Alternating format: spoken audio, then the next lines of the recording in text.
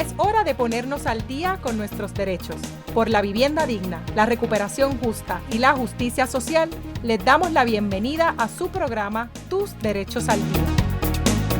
Bueno, gente, estamos aquí una vez más en Tus Derechos al Día, este espacio auspiciado por Ayuda Legal Puerto Rico con la idea de hablar de temas de política pública con un poco más de tiempo. Yo soy la licenciada Ariadna Michelle Godró, directora y fundadora de la organización, y tenemos las constantes, así que empezamos por acá. Glory Meléndez, del programa de apoderamiento legal. Verónica Rivera Torres, del programa Derecho a tu Casa. Yo soy Verónica González, de Recuperación. Gente, estamos grabando esto cuando pues recién anunciaron una nueva rotura en el superacueducto. Un tubo que básicamente da el agua a la mayor parte del área metropolitana y que amenaza una vez más por dejar sin agua a 110, se habla de 110 a 120 mil abonados. Como ustedes recordarán, estábamos en un panorama bastante similar a finales del año pasado, si no me equivoco fue en octubre, donde precisamente empezamos a enfrentar una crisis del agua en el área metropolitana, crisis del agua que, como sabemos, y de hecho, Glory, ahora recuerdo que lo hablamos aquí en este mismo espacio, de que las áreas rurales, la crisis del agua es algo que llevan experimentando continuamente y de manera histórica, ¿no? Como una violación a sus derechos fundamentales, pero también como un plan que se sigue posponiendo por parte del gobierno de atender lo que es el acceso al agua potable de Puerto Rico. En este caso, la rotura del superacueducto viene en un momento bien importante, no solamente político para la administración de Jennifer González, sino en un momento muy significativo también para el país en términos climáticos. Estamos experimentando las consecuencias del Niño. Ahora mismo se habla de que casi 45 municipios, debo decir, de Puerto Rico se encuentran bajo niveles de sequía. Hay olas de calor extremo. Estamos hablando de que el suelo subió de una semana a otra de un 31% a un 41% del suelo que preocupa, ¿verdad?, por lo seco que está. Estamos hablando también de temporada de huracanes. Estamos hablando de la falta de infraestructura del gobierno central para poder monitorear o emplazar a lo que hace la AAA. Estamos hablando también de que son alcaldes particulares, particularmente el alcalde de Bayamón y el alcalde de San Juan, Miguel Romero, los que han llevado la batuta para emplazar proactiva e incluso a la ofensiva a la AAA para que se ponga a hacer su trabajo y pueda rendir, por lo menos decir qué es lo que está ocurriendo con el supertubo o dar un paso. Es también un tiempo importante porque estamos hablando de cómo se han gastado los fondos de recuperación a largo plazo que integraban el agua como uno de los temas a atender, ¿verdad?, de la resiliencia de las comunidades. Así que las condiciones están bien complicadas, tanto para la gobernadora, pero particularmente para el país, que sigue viendo la consecuencia de la falta de capacidad de administrar, en un país que de repente está bajo sequía, en un país con los recursos mermados. No todo el mundo tiene el privilegio de poder ir a comprar una cisterna o hacer una compra en un supermercado online de 25 cajas de agua. El tema de el empobrecimiento de la población, y la población está harta, ¿no? Lo que se está reportando ahora mismo en los medios es no solamente como restaurantes de comida rápida, sino establecimientos en general, centros de trabajo, están teniendo que cerrar sus puertas y dejar de producir precisamente porque sin agua pues no hay más nada. Y como el agua es un tema de salud, como el agua es un tema de salud pública además, y tenemos gente protestando en las calles porque no tienen agua. Ese es el panorama. ¿Cómo lo ven? ¿Quién lo quiere? ¿Cómo lo vemos? Bueno, primero que todas aquí... Tú hablabas ahorita que esto era como una temporada huracán. Sí, eso iba a decir. O sea, lo primero es que todas las que estamos aquí, pues, nos vemos directamente afectadas por la situación. Y eso hace, ¿verdad?, que uno tenga ese déjà vu de esa precariedad de vivir en un país tan precario donde estas cosas pasan. Y lo peor es que hay cero esperanza de que esto se pueda resolver rápido porque no confiamos ni en el sistema, ni en las personas que están gobernando. Y eso es como que lo primero que me sale decir, es como que están pasando todas estas cosas, entonces también vamos a estar sin agua. Entonces, como defensora, pues pienso, obviamente el acceso al agua es un derecho fundamental y sabemos también que ningún país puede sostenerse si no tiene una infraestructura básica que tiene que ver con el acceso a la electricidad, el acceso al agua, etcétera, etcétera, las utilidades básicas para subsistir. Pero también digo, bueno, pues ¿qué significa eso? ¿Qué significa vivir en un país así?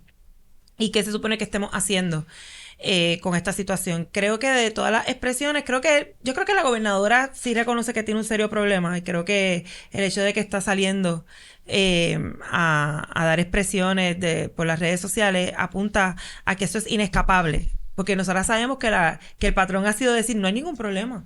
O sea, no hay ningún problema. Esto es inescapable.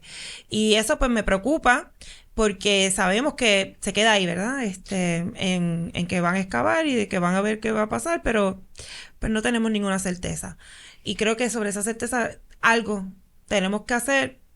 La gente está en la calle. Mi pregunta es cómo eso se puede convertir en otra cosa. No lo sé en estos momentos.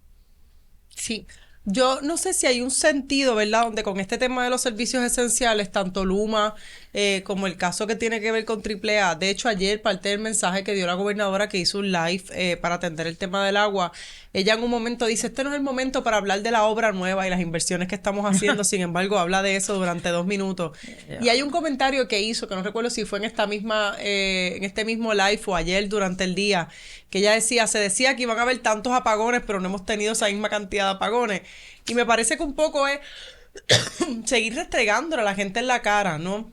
La expectativa de que cuando el gobierno funciona, cuando los servicios esenciales funcionan, es la consecuencia de una acción prodigiosa de un buen gobernante. En vez de ser lo mínimo que tiene que tener la gente para poder permanecer, ¿verdad? Y que cuando hablamos del agua, hablamos literalmente de un tema que está directamente ligado a vivienda y desplazamientos también. Sí, yo siento la encomienda familiar de seguir denunciando lo mismo de siempre. Este asunto está afectando muy intensamente a las comunidades del área metropolitana desde el mes de octubre. Es muy nefasto y sin quitarle a eso el sufrimiento humano por las características que se da dentro de las zonas urbanas, muy distintas a las zonas tan rurales, ¿verdad? Pero en el barrio de mi mamá se va el agua todas las semanas, por años, desde que yo soy una niña.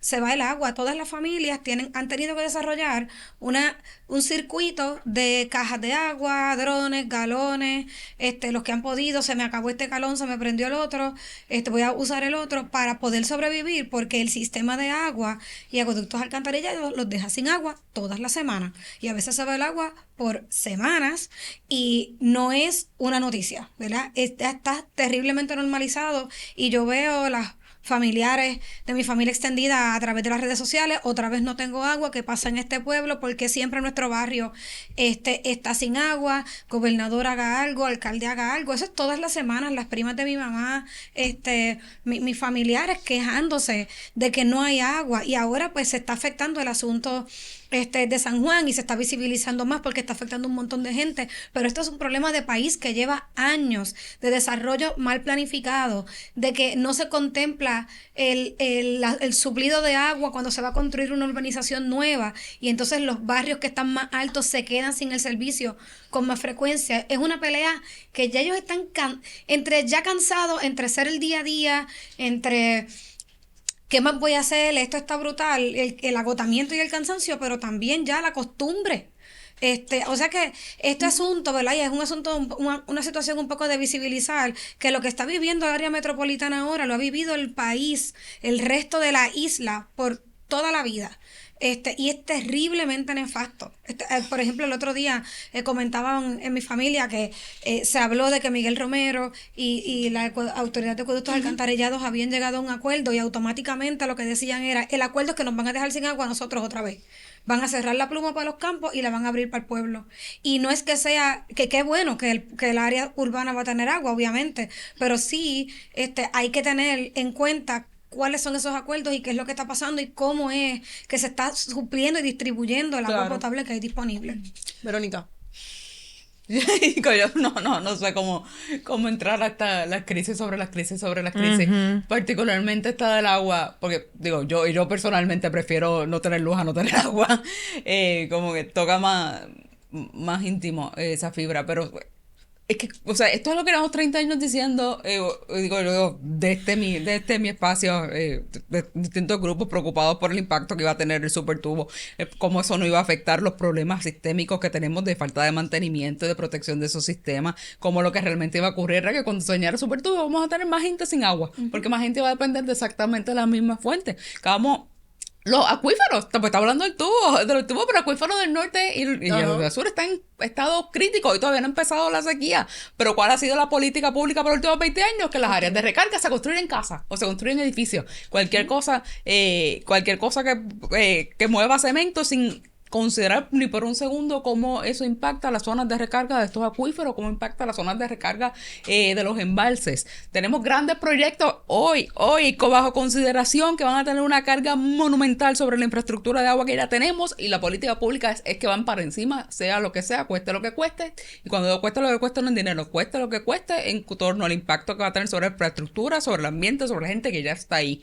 Y esto uno se queda como gritando en el vacío, y no sé, uno ya, porque no tengo nada nuevo que decir. Esa es mi preocupación. Esto es el problema que llevamos peleando por 30 años y aquí está. Y tal vez pongan un parcho, encuentren un roto, y en 2 años de nuevo pues encuentren un roto distinto y tengamos el problema otra vez. Y quiero ir a eso, Verónica, sobre la recurrencia, ¿no? Estamos hablando de que ciertamente es un problema de país. En el área metropolitana se vio en octubre del año pasado, se hizo una contratación millonaria de un sal del agua, no sé si ustedes, bueno, no millonaria, fueron decenas de miles, cientos de... Era como 70,000 pesos para 70,000 pesos por un informe, era una cosa así. Pero cuando digo la inversión millonaria que se ha hecho en infraestructura de resiliencia, y poniéndole eso comillas, vamos a tener una conversación de qué ha sido esa estructura de resiliencia, pero ciertamente se comisiona un informe, vale miles de pesos. ¿Cuál es el resultado de ese informe? ¿Qué es lo que hay que hacer? ¿Cuál es el plan de trabajo para que se haga? Y de nuevo, si no se hubiese roto, se hubiese atendido, se estuviese atendiendo en algo la mitigación de la infraestructura de agua, o siempre estamos actuando sobre la emergencia. Verónica, hay un poco pensar, González, de los fondos de recuperación que se supone se hayan destinado a esto. Ahorita hablábamos fuera del aire de que a Puerto Rico sí se asignaron dineros para mitigación, se priorizaron las placas solares sobre las cisternas, pero había un programa para costear, por ejemplo, el establecimiento de cisternas. Pero ahora mismo lo que tenemos es no solamente chavos de recuperación que no se han utilizado para manejar estas amenazas. Y esto es un problema de vulnerabilidad del país brutal, porque si un país no puede darle agua a los viejos para que se bañen o se limpien las úlceras, o a los enfermos, o a los niños, o a las familias para bajar los baños, esto es una crisis de salud pública.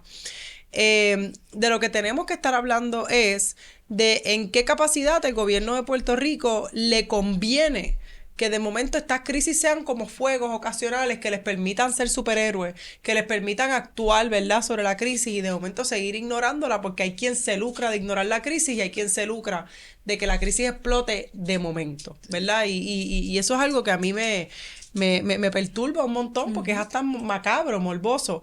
Tenemos al alcalde de Bayamón liberando fondos de una manera de emergencia, algo que a mí me parece que es muy legítimo, para comprarle cisternas a la gente que está en posiciones de vulnerabilidad. Y eso me parece que es loable por parte del alcalde, porque ¿qué más va a hacer? No tiene otra alternativa. Pero que ¿es eso funcional? Sí, pero es una solución individual. Claro. Incluso la idea de estos sistemas de resiliencia, que son de nuevo un sistema de redundancia, cuando no tengas agua, pues tienes la cisterna, pero si no tienes agua por 2 semanas, la cisterna no va a dar tampoco. Si se te va toda la semana, no va a recargar.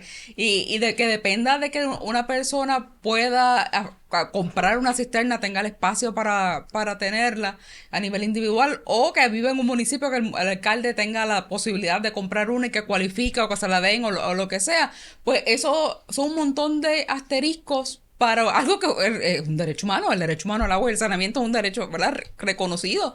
No debería depender de tantas circunstancias alrededor. Y pensando también en los procesos de recuperación, yo creo que ha habido primero que aquí había un problema bien grande para identificar cuál es realmente el problema. Y tal vez ellos lo saben y no lo quieren decir. Pero nadie ha podido ponerle el cascabel al gato todavía. Nadie ha dicho, esto es lo que está pasando. Encontramos ese roto. No sabemos si ese es el problema. Y creo que eso es una preocupación bien grande. Otra vez había pasado exactamente lo mismo, encontraron un roto. Que fue lo que, que encontró, lo que encontró Pecarani fue un roto. Es que encontraron que había que cambiar una válvula de sitio y que todavía se hacía manual. No había. Y que la persona que lo hace no estaba. Porque era dependía de que alguien se acordara cuántas vueltas había que darle a la válvula. Que eso fue vergonzoso. Pero que es bien distinto a lo que nos dijeron después de María, porque después de María nos dijeron que los problemas con el agua eran las bombas. El problema era que las casas de bombas se habían quedado sin diésel, o no tenían, ¿verdad? O no tenían luz, tenían generadores que no tenían diésel, o generadores que habían quedado bajo agua porque se inundaron. Así que las medidas de mitigación para las que se pidieron fondos son para poner sistemas de generadores en las casas de bombas, no son para atender problemas estructurales mayores como los que ahora parece que están pasando. Así que, ¿cómo el gobierno piensa atender eso? ¿Con qué fondo? No lo sé, y no han sido nada transparente en este sistema, en este proceso. Yo quizás también añadiría que esto es lo mismo que ocurre, es como si de momento pasaran de lo que pasa esto con el agua y de momento va a ser en la luz y de momento va a ser con una carretera y de momento es un puente que se desploma y un poco el Estado estaba poniendo parcho y ayer me quiero resaltar que ayer vi a la gobernadora bien preocupada, pero la vi asustada. Y esto no lo hago como un comentario político partidista, sino un poco porque refleja esa imagen de un mandatario que me parece que no está en control de lo que está sucediendo porque es como si de repente nada estuviera funcionando y no hay con qué hacerlo funcionar y no hay un plan estratégico para hacerlo funcionar. Y quiero un poco también, además de que hablemos sobre eso, sobre cómo se está viendo el gobierno ante una crisis de derechos humanos como esta, también que hablemos sobre cuál es el impacto agregado que tiene lo del agua. Si la mamá tiene trabajo y cancelan el campamento porque no hay campamento no hay agua en el campamento, mamá no puede ir al trabajo. Lo de siempre. Lo de siempre, se exacerba los problemas de siempre. Si de momento no hay agua y la cuidadora no va a ir a la casa porque no hay agua, o la cuidadora no puede ir porque a su misma vez, ¿verdad? Su familia no tiene agua. No tiene de repente tampoco se puede ir a trabajar. Claro. De momento se deja de producir, de momento los negocios tienen que volver a dejar de operar una vez más. Las compras se dañan, no porque se vaya la luz, sino porque yo no puedo abrir y vender la comida que ya yo compré. Y me parece que ese impacto agregado de las cosas es algo para lo que tampoco estamos preparados. Es como si siempre estuviéramos reinventando la rueda, de hecho, y que era un miedo. Esta mañana cuando fuimos a llevar los niños al campamento me encontraba con otras mamás afuera y de momento todas decíamos, Dios mío, ¿nos llamarán hoy si no hay agua? Claro. O ¿a qué hora nos van a llamar? O por lo menos una me decía, por lo menos que me den hasta el mediodía para yo poder trabajar mitad de día. Y eso está brutal, está bien brutal, ¿no? Verónica, ¿cómo tú lo ves, Rivera? ¿Qué se hace desde aquí? ¿Cómo viste a la gobernadora ayer? Bueno, como decía, o sea, yo creo que ya llegamos al nivel que ni siquiera hay espacio para negar que la cosa está quebrada, ¿no? Y creo que ella sabe el resultado de tenernos sin agua durante todos estos días y ella sabe el peso político que eso va a tener. Lo que sucede es que como tampoco, como dice Vero, o sea, pues nosotros podemos reconocer que es así, pero no necesariamente tenemos un espacio de acción para evitarlo. Lo que yo sí creo que tal vez deberíamos ampliar la conversación, pensando en los grupos que sí están en lucha y que están bien conscientes de esto, entonces poder atar los cabos, ¿no? Conectar, por ejemplo, toda esta resistencia al Proyecto Esencia o otros tipos de desarrollo, hablar de que de eso es de lo que se trata, ¿verdad? De que cuando los compañeros y las compañeras están en la calle y dicen esto no se puede hacer aquí, es porque estamos hablando de que los recursos son limitados y de que de verdad va a haber un impacto. No hay cama para tanta gente, porque no hay cama para la gente que vivimos aquí, o sea, no hay cama. Entonces creo que tal vez eso sería también una oportunidad y ver si podemos tener algún tipo de efecto, porque los políticos y las personas que están al mando en Puerto Rico se sienten bien validados, sobre todo si eres del Partido Nuevo Progresista, porque llevas tantos años en el poder y no se vislumbra necesariamente un cambio en las próximas elecciones, ¿verdad? Lo que están es viendo quién de ellos va a ser el próximo gobernador, y eso pues supone un problema de democracia, de acción política, de organización, supone un montón de cosas. Así que yo lo único que puedo pensar desde la tradición esa que estudié hace mucho tiempo en ciencias políticas es que dentro de la crisis pues se supone que haya un quiebre y que haya algo, ¿verdad? Que haya un cambio. Yo lo estoy esperando hace tiempo porque quebrados estamos hace tiempo, pero no pierdo, ¿verdad? Siempre estoy como que hiperalerta de ¿cuándo va a ser? O sea, porque este pueblo ha tenido esos momentos, sí, ¿no? Así que estoy como que, ¿cuándo va a ser? ¿Será eso? ¿Cuando nos dejen sin agua? No lo sé, pero lo importante es estar alerta y disponible. Y esperar.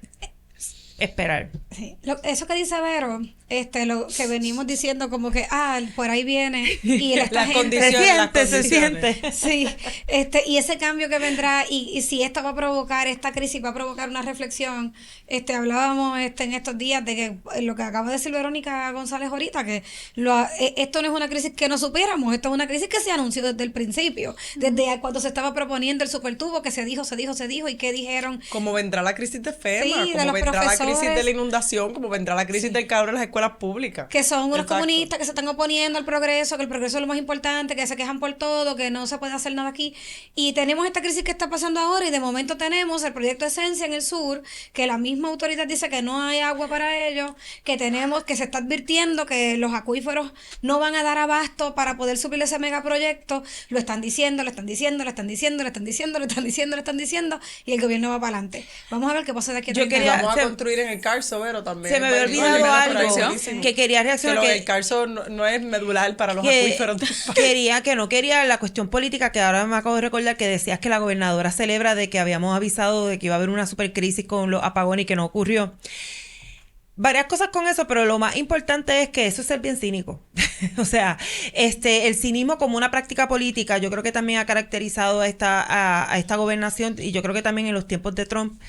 El tema de estar diciendo de que porque no pasó lo peor, que era previsible y que era posible, porque no es como que podía pasar lo peor y estábamos inventando, ¿verdad? Como que jugando con los sueños de la gente, sino que era muy posible. Entonces, si no ocurre, afortunadamente, pues entonces eso es justificación para, bueno, pudiéramos estar peor, pero no, la realidad es que sí seguimos teniendo con una infraestructura débil, en cualquier momento pues, esto vuelve a apagarse, en cualquier momento, y esta es la mejor prueba, nos quedamos sin agua. O sea, el mero hecho de estar viviendo ante la posibilidad del desastre total, de por sí, es terrible. O sea, es un problema de gobernanza, es un problema de país.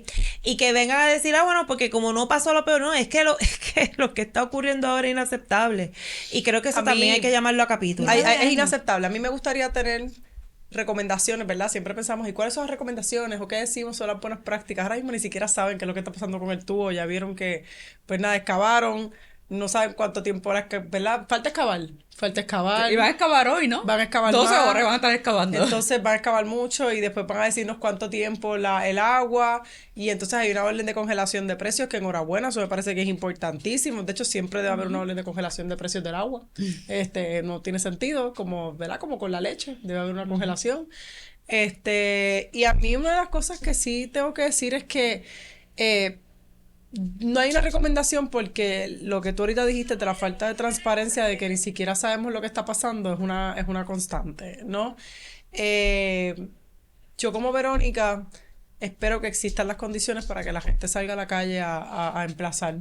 Lo que ha pasado en estas últimas semanas, en estos últimos meses, con la falta de respuesta del Estado a temas medulares, el hecho de que son 10 años de la Junta de Control Fiscal en estos días, el hecho de que la Junta de Control Fiscal marcó sus 10 años diciendo que lo que procede es un aumento en la matrícula de la Universidad de Puerto Rico, el hecho de que estamos en verano y no hay un plan para los maestros ni para la comunidad escolar referente al calor ni referente a los huracanes, el hecho de que no hay un plan de distribución de alimentos funcional en el país. Tú sabes, son muchas crisis que se acentúan y hay momentos donde obviamente uno quiere que todo se repare, uno siempre quiere que todo se repare porque uno sabe que cuando las cosas no se reparen la gente literalmente muere. Pero yo no sé si a veces estamos en el punto límite donde ni el mismo gobierno sabe ni por dónde mitigar la situación. No saben. El mismo día que anuncian esta crisis de agua y que hay un plan de contingencia, a los minutos, o minutos antes o minutos después, el orden de los factores no altera el resultado, renuncia también el director de COR 3, que es una agencia que estaba llamada a coordinar los servicios de emergencia. Y aunque no sabemos todavía las razones, nada sobra en la poesía, ¿verdad? Nada sobra en el lenguaje, nada sobra en el orden de los eventos. Y es como si estuviéramos descabezados para atender cualquier situación de catástrofe o de crisis. Estamos literalmente, a veces yo me siento que estamos en las administraciones de los deditos cruzados. Los deditos cruzados que no venga la inundación, los deditos cruzados que FEMA venga, los deditos cruzados que nos den los chavitos, que si los 13 millones que consiguió Pablo José, que si la cisterna llegue, que los deditos cruzados, que eso no esté muy profundo. Así y mismo, literalmente, pues la gente, el gobierno va con los deditos cruzados y la gente va aguantando la respiración, como cuando usted coge una curva bien brutal como un risco en una montaña y usted aguanta la respiración a ver si el carro se pone más flaco y usted pasa. Pues eso mismo. Entonces, pues, entre aguantar la respiración y cruzar los deditos. La verdad es que con wishful thinking no se gobierna y muchas veces se desarrolla un país. Con wishful thinking la gente se cansa, se agota y se va. Y se va de muchas maneras. La gente se va incluso con su cuerpo presente en los espacios. Y es importante que procuremos que la gente esté lo más presente posible. Dicho eso, yo creo que esto lo podemos dejar aquí. yo quiero agradecerle a la gente siempre por el espacio, Tus Derechos al Día, a Wilton que nos quiere, nos ama y nos nutre de dulces en este fin de mundo que nos ocupa. Y nada, seguimos transmitiendo. Ay, fue bien.